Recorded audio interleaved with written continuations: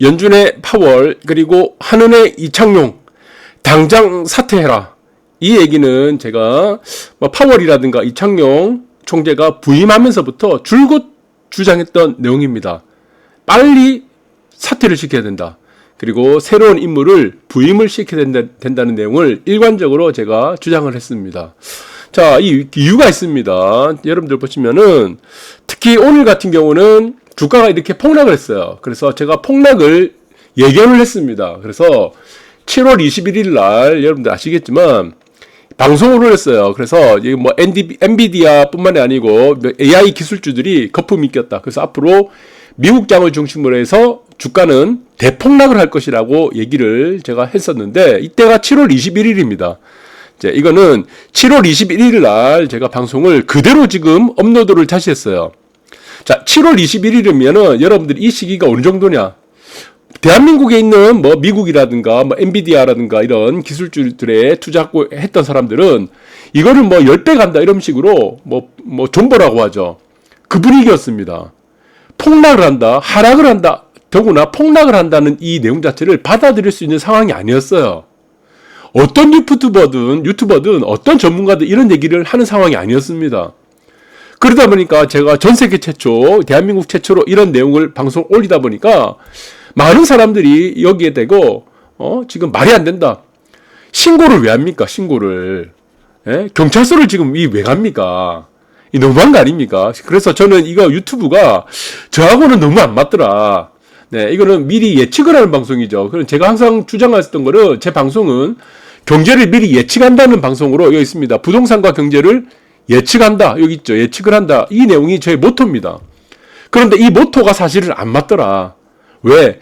미래는 현재와 다르기 때문에.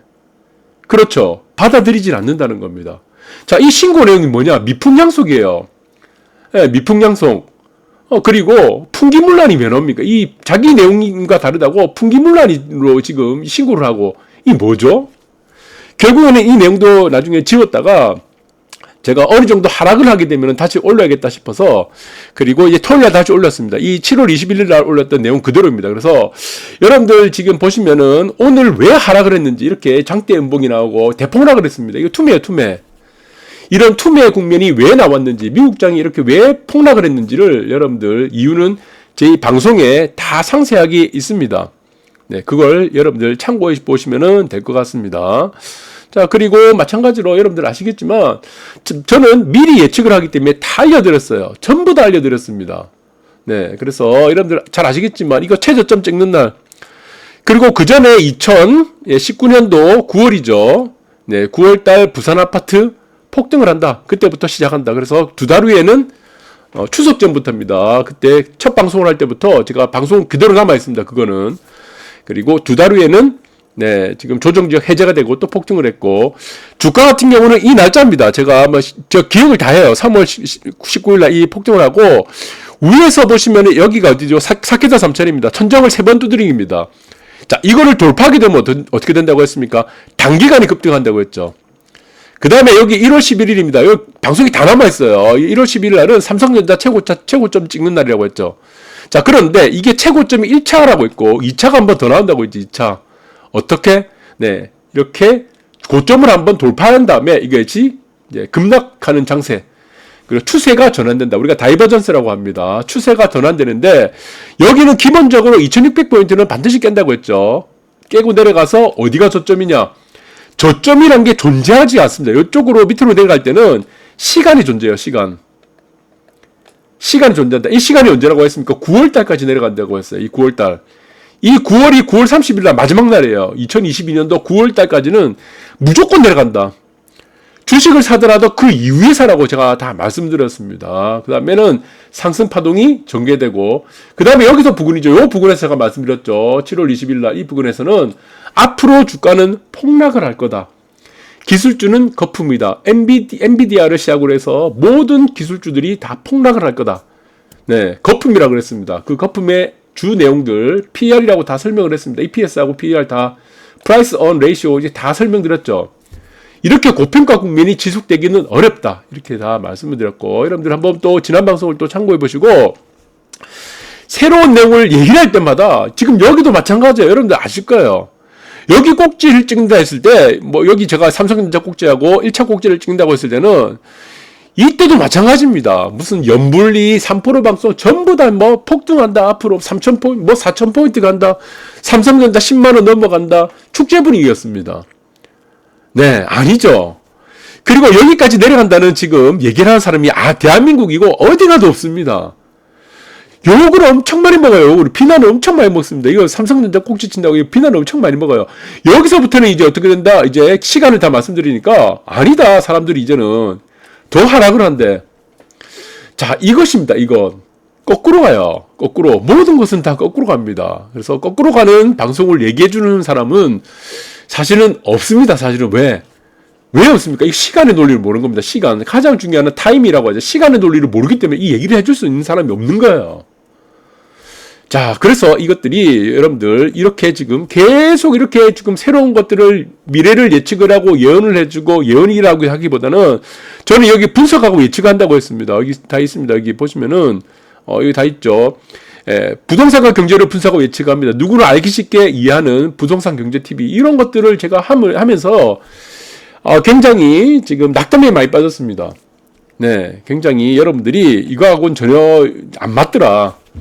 네, 그래서 유튜브도 지금 이렇게 소홀하게 되더라. 그렇게 보시면 되고, 그래서 지금 오늘 주된 내용은 연준 파월하고 네, 하는 이창용. 이 사람이 저는 굉장히 큰 문제라고 제가 계속적으로 말씀드렸어요. 지난 방송을 보셔도 마찬가지겠지만.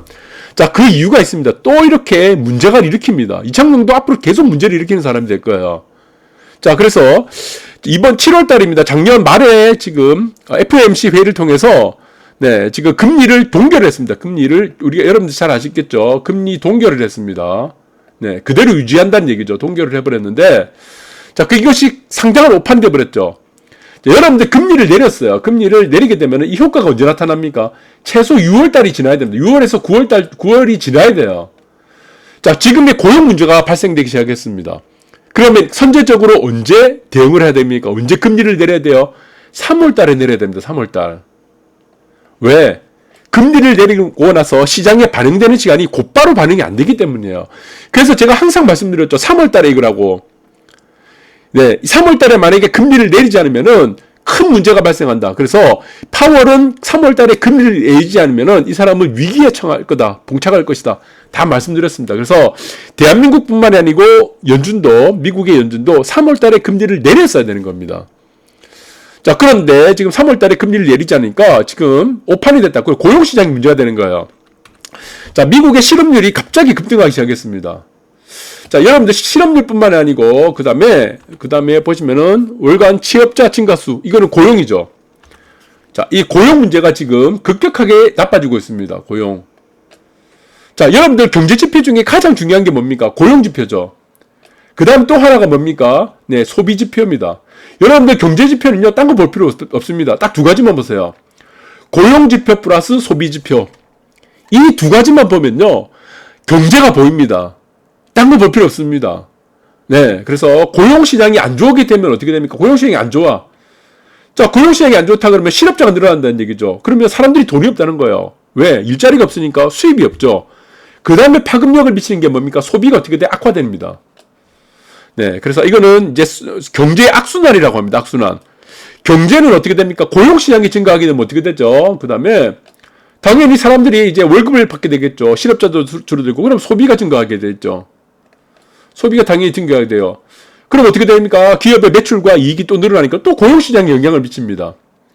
이것이 뭡니까? 이것이 바로 선순환 구조라고 합니다. 선순환. 네, 그래서 이것이 현대 경제학의 아버지라고 하는 케인즈가 이런 구조를 만들었습니다. 사실은. 그래서 현대 경제학의 아버지라고 그러는데, 자, 이 논리가 사실은 가속도 논리입니다. 가속도 논리라고 그러고, 자, 그렇게 정부가 이런 부분을, 지금 뭐, 그때 뭐 유질 정책도 마찬가지죠. 네. 그래서 정부에서 고용을 증가시키는 정책을 했다. 근데 지금은 어떻게 됩니까? 반대죠. 시기가 거꾸로 갑니다. 시기가 거꾸로 가는 방향이죠. 이거는 경제의 악순환이라고 합니다. 악순환. 고용 시장이 안 좋으니까 소비 시장도 그 다음에 당연히 일자리가 없으니까, 돈이 없으니까 악화된다. 이게 경제의 악순환을 만들어낸다. 이렇게 보시면 될 것 같아요. 그래서 여러분들 고용 시장과 소비 시장은 굉장히 중요한 경제 지표입니다. 그래서 항상 맞박이 두고 있어야 돼요. 고용시장 안 좋구나. 그 다음에 나타나는 것은 소비시장이 안 좋구나. 이렇게 보시면 되고, 파월이 문제가 되는 것은 이겁니다. 파월이 금리 인상을 했죠. 자, 파월이 금리 인상을 언제 했습니까? 네, 2022년도 3월 달에 했어요. 네, 3월 달에 했는데, 주어졌는데, 3월 달에 했죠. 금리 인상을, 네, 금리 인상입니다. 인상을 3월 달에 했는데, 이 소비자 물가지수 인플레가 8.5%인 상황에서 금리를 인상시켰습니다. 여러분들 이거 이해가 됩니까?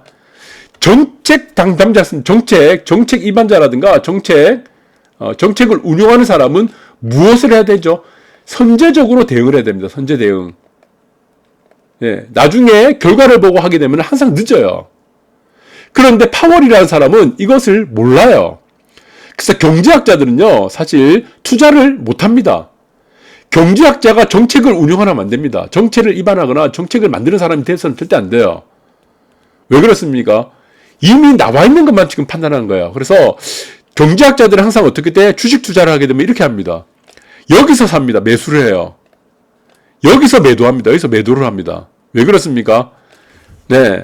데이터가 확인됐을 때 사고, 데이터가 안 좋아졌을 때 팔기 때문에. 그래서 경제학자는 돈을 벌 수가 없는 구조다. 이렇게 보시면 되고, 경제학자 중에 유일하게 돈을 번 사람은 누구? 딱 한 명 있습니다. 아까도 말씀드렸던, 지금, 시카고 경제학파, 그리고 지금 현대 경제학의 아버지라고 하는 이 케인즈라고 하는 사람이, 이 사람이 유일하게 경제학자 중에 주식 투자로 돈 번 사람 유일합니다. 네, 그렇게 보시면 되고, 그래서 이 사람이 주장했던 것은 무엇입니까? 애니멀 스피리츠, 동물적 감각이 필요하다는 거다. 네, 앞으로 선제적으로 대응을 해야 되니까 이것을 예측을 해야 된다는 겁니다. 자, 그렇게 보시면 되고, 또 하나의 문제, 지금 어떻습니까? 제가 항상 이 강조했죠. 네, 여기 지금 0.0, 제로금리에서 0.25%, 0.25%입니다. 계속 0.25%에서 지금 3월 달에 처음에 여기 올린 게 3월 달이었죠. 3월 달에 처음 금리를 올렸었는데, 지금의 여기서 특징적인 것들 여러분들 잘 봐야 됩니다. 자, 위에서 지금 상단에서, 네, 여기서 이제 플랫이 걸렸어요, 플랫. 제가 주식 투자라든가 부동산 투자에서 가장 중요한 것은 무엇이다? 플랫이라고 했죠. 플랫은 뭡니까? 계단이에요, 계단. 이렇게 계단. 플랫이 걸리고 나면 뭡니까? 이게 폭등을 합니다, 폭등. 플랫이 또 걸려서 이것도 폭등을 합니다. 그래서 플랫이라는 것은 굉장히 중요한데, 금리가 상단에서 플랫이 걸렸어요, 플랫. 플래티닝이라고 하죠.